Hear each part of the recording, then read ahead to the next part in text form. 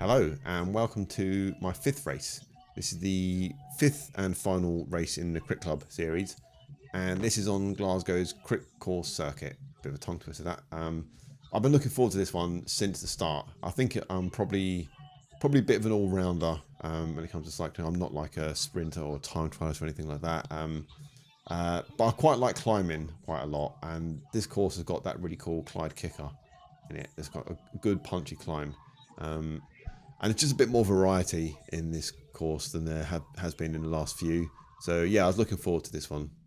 I was a bit knackered going into it though. We just had a long weekend in the UK, and I did quite a lot. I think I did like 280 kilometers of riding over the weekend.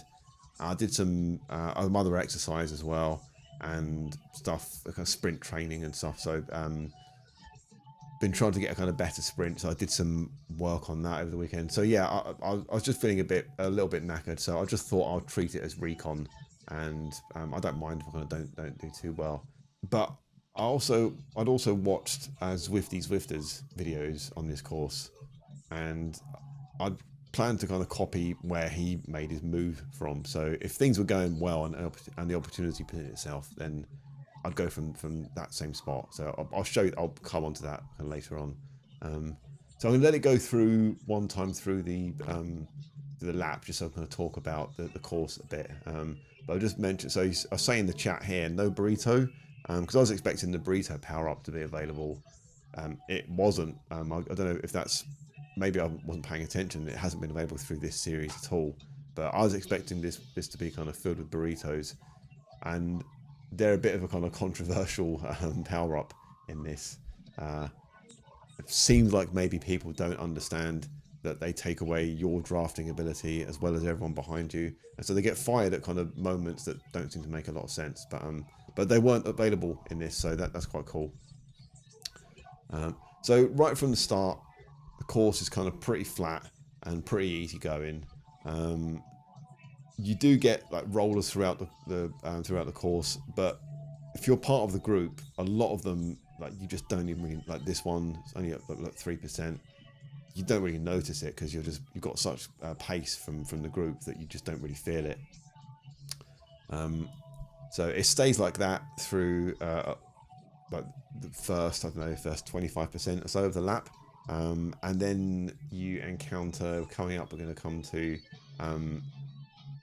the Clyde kicker, the kind of most serious climb in the course. So you get this little one, and you do have to put in a bit of a dig on this. It gets up to 5% there. The Clyde kicker gets up to 10%, so it's a bit more of a substantial one, even though it's not long. It can take the pace out of you quite a bit. So I actually go a little too hard here. I'll go into the orange numbers here on the right, you'll see, and that's a bit too much. But it was the first lap. I didn't know how hard to push. It's first, essentially, it's almost like the first go up it for me. So yeah, I didn't know what I was doing. But it's a good idea to kind of keep going until it goes negative. And now it's gone negative. So I think it's like about 15 seconds or so at the pace I was going till it goes negative. And then you can like ease off here. We've got this downhill bit. Great for a bit of recovery. Like, I literally stopped pedaling.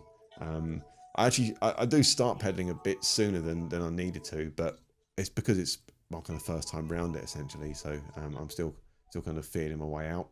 But you carry a lot of speed into that hill, but you do need to kind of put down a bit of a dig to stay with the group. But then the rest of these rollers, like I said, if you're part of a kind of big group here, you won't really notice them, and you can see I'm kind of dropping right down on the watts there. You get some recovery in on quite a lot of this.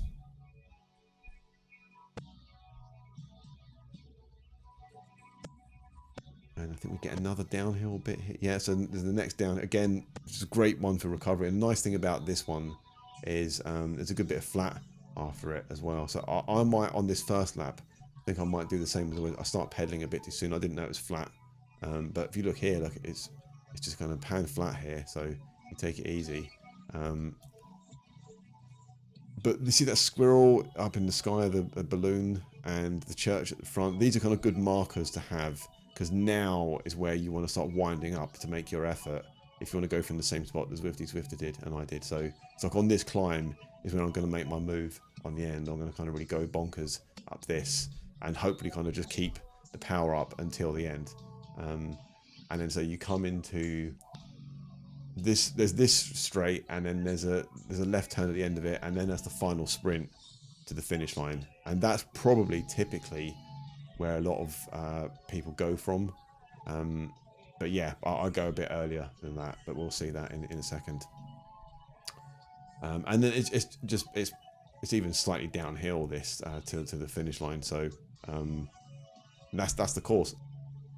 So final lap, like just under 2k out, and we're just about to head up the Clyde Kicker for the last time, and it's quite cumulative. This it's not it's not a kind of big lengthy climb, but after like five other goes up it, you start to feel it. So my heart rate's kind of getting pretty high at this point. I'm feeling it, and I'm just kind of thinking like now, okay, I'm counting down.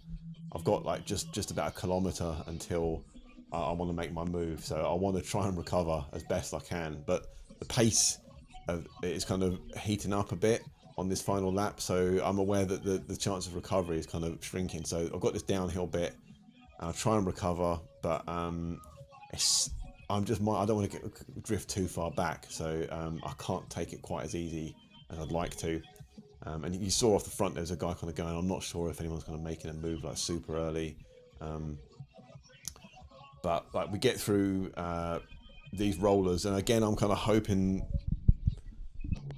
I was hoping to get a bit of a recovery through this, but it just doesn't happen. And in fact, my heart rate kind of climbs up a bit, goes up to 177 in a second, and then we've got this final descent. I'm kind of hoping, okay, it's all got to happen now. I've got to somehow lose 10 beats per minute in just a couple of seconds on this descent. That's obviously never happening. And then I get the close the gap warning. I think, okay, all right. I think I'll get 2 beats per minute back, 175, and that's it. That's your lot. So, okay, time to start thinking about making my move now. So it's at like 600 meters out is where I want to go. So, time to kind of get into position and be ready to go and trying to figure out how I'm going to use this power up. So wind up now and then start going. And so now I'm going. You look on the right, the rider list, like one guy does some of those numbers, but otherwise no one is like really reacting. They're not kind of going crazy. So the gap's just kind of, you see in the top right corner, the gap is just opening up. And I'm thinking, when can I use the power up? Okay, I'll fumble my way into using it there. And I'm just trying to kind of keep the numbers orange, but I think like, is that it? I think that's all I've got. And I'm just trying to keep it as high as possible, but not let it completely nosedive. And I'm managed to make it. I make the win, and I do like the gayest celebration. And it's like a 3-second gap between me and second place. So that's the most significant gap I've had. I mean, in between any of the races when I've kind of been anywhere near the kind of top positions, it's been quite close. So that was quite unusual. So thanks to Zwifter for that like really cool tip on where to go from. It's a really good place to make an attack from. So the numbers were kind of okay on this. So at 3.1, that's kind of, I think it's fairly low for the racing. The heart rate was kind of pretty low. I was pretty pleased with that. I was feeling pretty good. It's on this like the 5 second and 1 minute power. I was kind of pretty pleased with that, especially the 1 minute, because that was what I needed. I needed a good 1 minute effort, and that worked out kind of pretty well. So I'm going to have another go at this course. I'd like to have a try at making a move making a bit of an attack at like maybe at the Clyde Kicker or something.